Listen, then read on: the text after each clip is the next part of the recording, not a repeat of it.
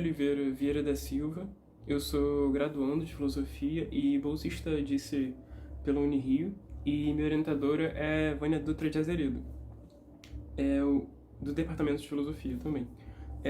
O que eu vim apresentar hoje é uma continuidade do projeto que eu apresentei na última JIC, que tem como título Tipologia Nietzschiana, Relações de Força e Filologia nas duas primeiras dissertações de Genealogia da Moral.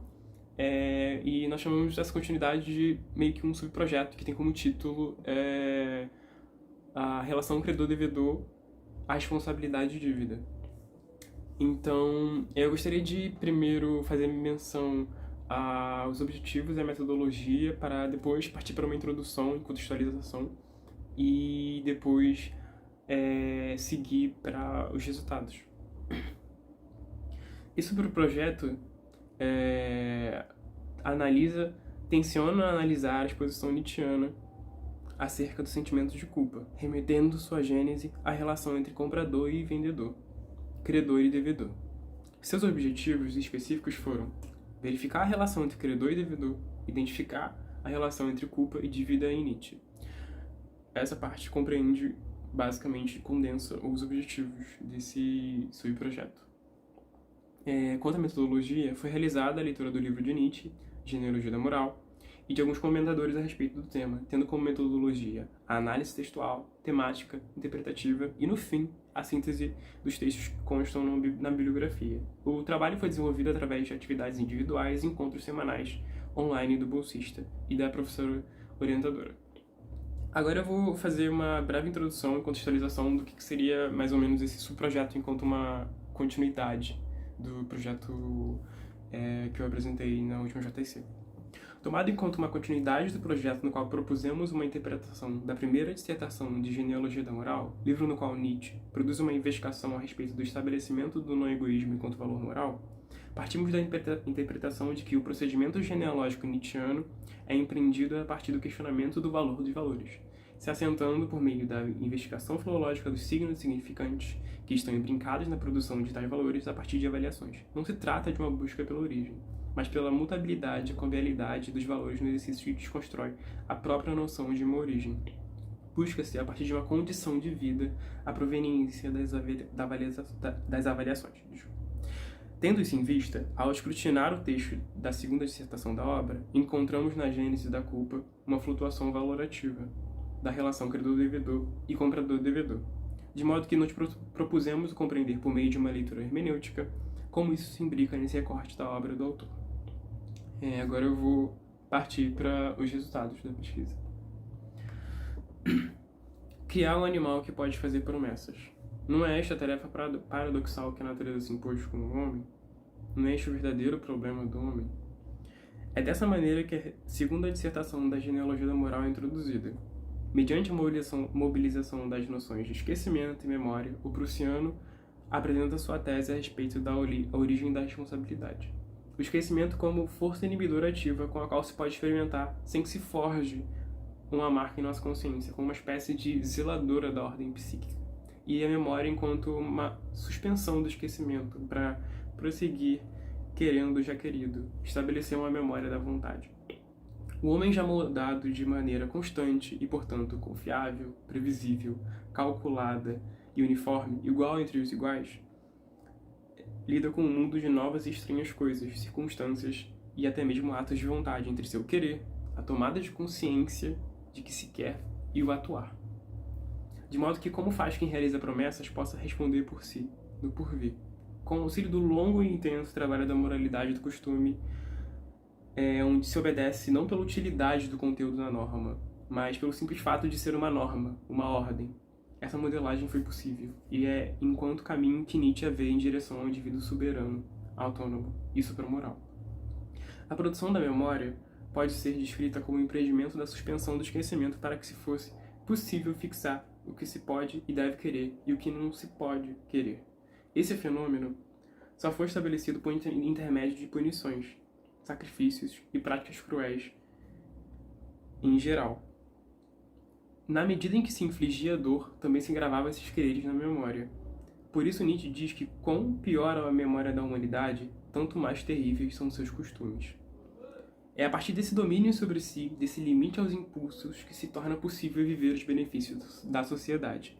Nesse momento, se percebe um elemento constante, uma prática duradoura em diversas sociedades, o castigo.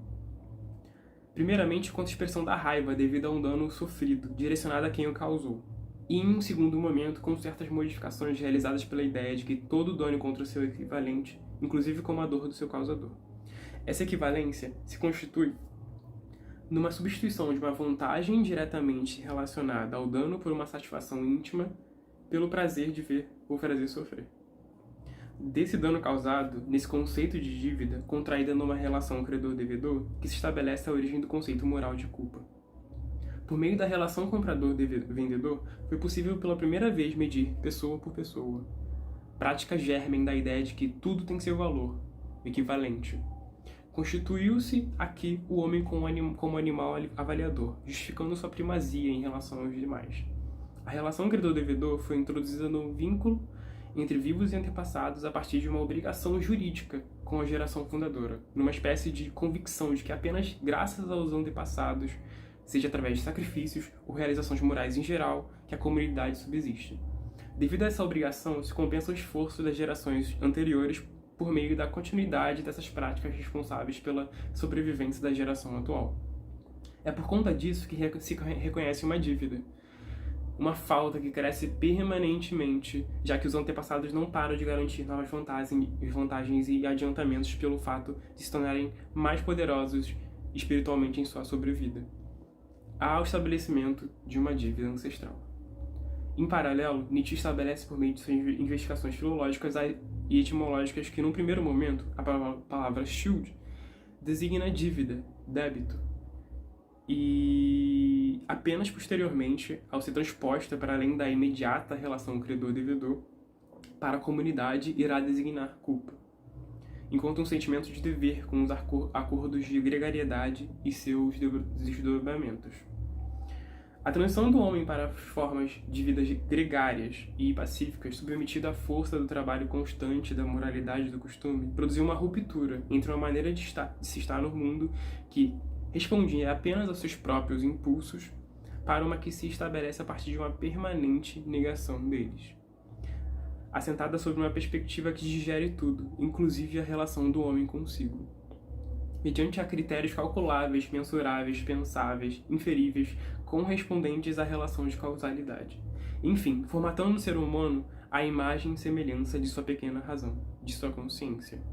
Este não aos impulsos causou o que Nietzsche chamou de interiorização do homem, ligada, por exemplo, à produção do que se denomina alma. Na medida em que os instintos foram cerceados em seu caminho externo, o interior do homem foi se expandindo, se estendendo e aprofundando.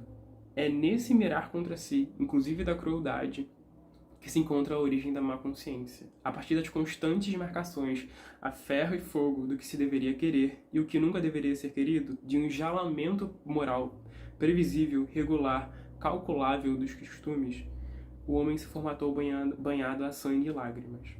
É desse modo que se constitui a má consciência enquanto terreno fértil para o desenvolvimento e estabelecimento da semente do não-egoísmo enquanto valor moral.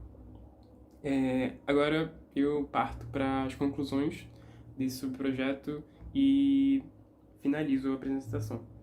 Ao fim, pode-se concluir que na obra nietzschiana é estabelecido um vínculo entre as relações credor-devedor, comprador-devedor e a gênese da culpa. Percebe-se uma mobilização valorativa, cujo parto se confunde com a história da consciência humana, que transpõe valores materiais para um plano moral. De maneira semelhante, Nietzsche remete ao engendramento da relação credor-devedor àquelas produzidas pelos vivos e antepassados, indivíduo, sociedade, que por sua vez constitui-se em confluência com o nascimento da má consciência. Aqui eu encerro a apresentação. Obrigado. Tchau.